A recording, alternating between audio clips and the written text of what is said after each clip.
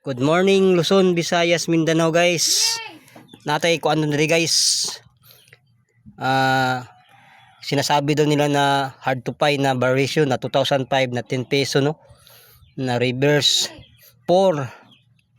So, paano nasabi nila na hard to find to guys, na sobrang dami ko nito guys. Sa sobrang dami hindi na makasya dito guys oh. Meron pa doon sa kabila guys.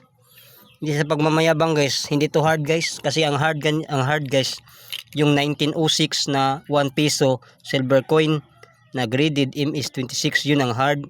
Ito hindi to hard guys, kasi pag hard gani guys hindi ka makakita nito kahit isa. So paano nasabi na hard to? Hindi yan hard guys. Kung tunay tayo ng collector guys, alam natin kung ano yung hard o hindi. Sa katagalan kung nangungulikta nito guys, wala mang nakalagay na hard dito guys. Sino naman nagsabi na hard to? Nakita ko sa mga pick vlogger guys na ano hard daw to guys. Ang hard gani guys, hindi ka makakita kahit isa no. Makakita ka man lang pero taon-taon din. So ito guys, hindi to hard guys. Huwag kayong maniwala sa mga ganyan na bilihin daw to ng mga mahal kasi ano hard.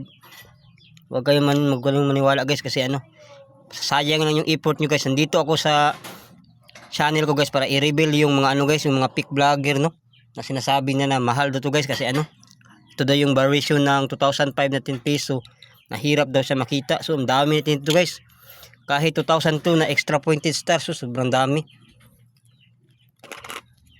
na sinasabi na. So tayo guys, hindi ito yung namimiki dito guys no, kasi ano ito yung 2008 guys oh, na may variation dito guys oh. Ito yung ito na yung sinasabi na mahirap makita. So dami ko man ito guys, 15 pirasong ganito ko guys. Ano yung sinasabi hard? Hindi man yan hard. Ito semi hard to find daw to. Bagay naging semi hard to find na sobrang dami natin ito. 2016 semi hard to find. Hindi man yan semi hard to find guys. Bakit yung semi hard to find na ano 2015 guys oo. Maganda yan. Meron pa tayong 2017 na ano 10 peso.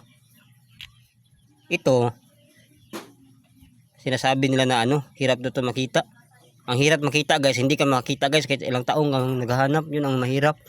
So wag tayong ano guys magpapaloko sa mga pick vlogger guys no. Sobrang dami natin yung ganyan guys. 2016 sobrang dami nito guys, hindi natin alam saan ilalagay no. 2016 yan lahat. Ito 2017 oh, na maganda pang kondisyon, hindi kupas yung mukha niya. Mahal na daw to. Paano naging mahal to na maliit lang man value nito, hindi na maabot ng 50 mil. Yung iba dyan nakalagay 200,000, 1 million pa bilihin daw ganito. Sobrang dami natin ito guys, sobrang dami natin, hindi natin alam saan nakalagay no. So huwag tayong maniwala sa mga pick vlogger guys no, kasi ano kawawa naman yung mga ibang tao na umaasa tapos bibilihin daw ng mahal. 27 meron nga tayong 2006 nito 20 piraso nandun nakalagay oh. 2006 sobrang dami guys. Sus, yan nyo guys oh, yung mga collection natin guys. So warning guys, huwag tayong magpapaniwala sa mga pick vlogger guys, kasi ano kawawa naman yung mga nagbibinta tapos na pipiki lang siya no. So kung legitimate kayo katulad ko, ako legitimate talaga ako at 100% kasi 1990s pa tayo nagsimula nito guys. At hindi tayo bumibili ng barya guys, ng mga ano, hindi tayo bumibili ng ganito, nangunguleksyon lang tayo kasi ayaw natin yung mga taong niloloko natin na kasi sabi na mahal daw yan ganyan. Wag po ganun, wag po tayong ganun kasi ano kawawa yung mga tao. Bilhin lang katulad to guys, ito error to guys, 100% error to oh. 5k to 3k na itong ganito. So sobrang dami natin ito guys, iba-iba. Kung error pag-usapan, nandito lahat guys, sobrang dami guys, wala na. Meron tayo dito guys, so complete set yan, 50 piraso to guys, nandito ang iba guys oh. Dami yan guys,